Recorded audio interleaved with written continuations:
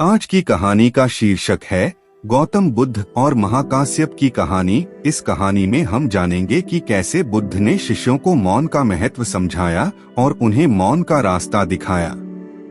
एक बार की बात है, सभी शिष्य रोज की तरह शिक्षा लेने के लिए गौतम बुद्ध का इंतजार कर रहे थे।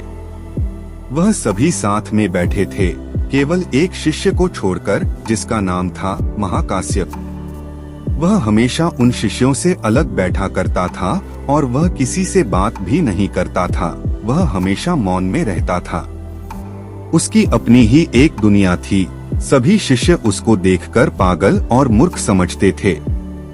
वे लोग अभी इतने काबिल नहीं बने थे कि उसके मौन को समझ पाए। बुद्ध अभी तक नहीं आए थे।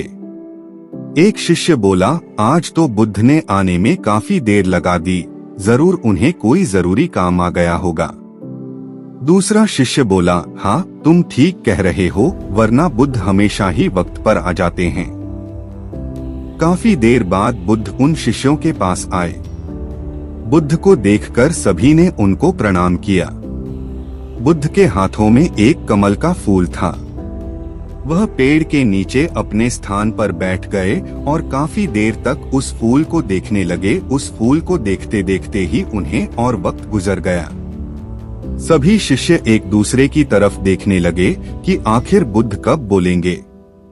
लेकिन बुद्ध है जो कि बोलने का नाम ही नहीं ले रहे थे।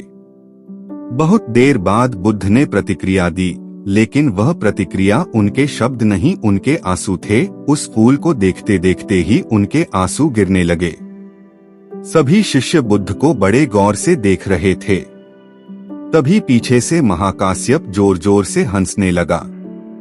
उसकी हंसी ऐसी थी कि पूरे शांत माहौल में उसकी आवाज और तेज सुनाई दे रही थी।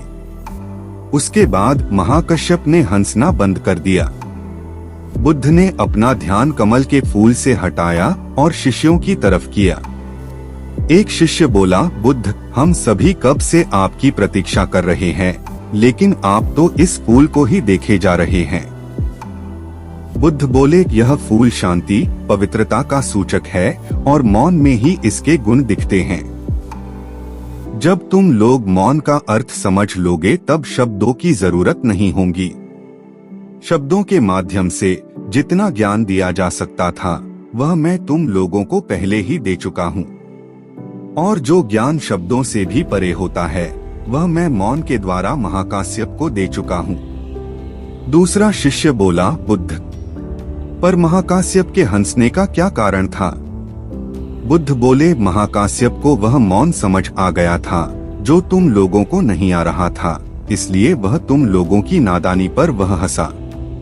तुम लोग हमेशा इसी इंतजार में रहते हो कि बुद्ध हमको कुछ बोले और हमें ज्ञान प्राप्त हो। लेकिन सभी कुछ सुनने के बाद तो व्यक्ति की खुद की ही यात्रा शुरू होती है। शिष्य मौन रहे। सूचनाएं हम तक शब्दों के माध्यम से पहुंचती है। कोई भी मनुष्य बिना सूचनाओं के नहीं रह सकता और यही सूचना विचार बन जाता है।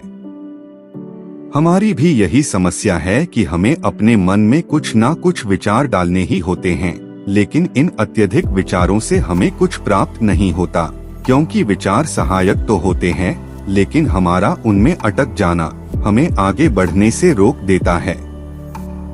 इसलिए खुद को खाली करके हमें उस मौन को महसूस करना होगा, जो कि हमारी जिंदगी को हल्का बनाता है।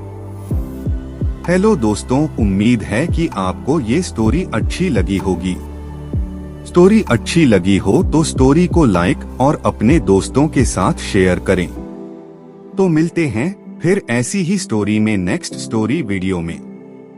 अगर आप इस चैनल पर नए हैं तो आप मेरे इस YouTube चैनल स्टोरी अड्डा बाय AP को सब्सक्राइब करें। Thanks for watching.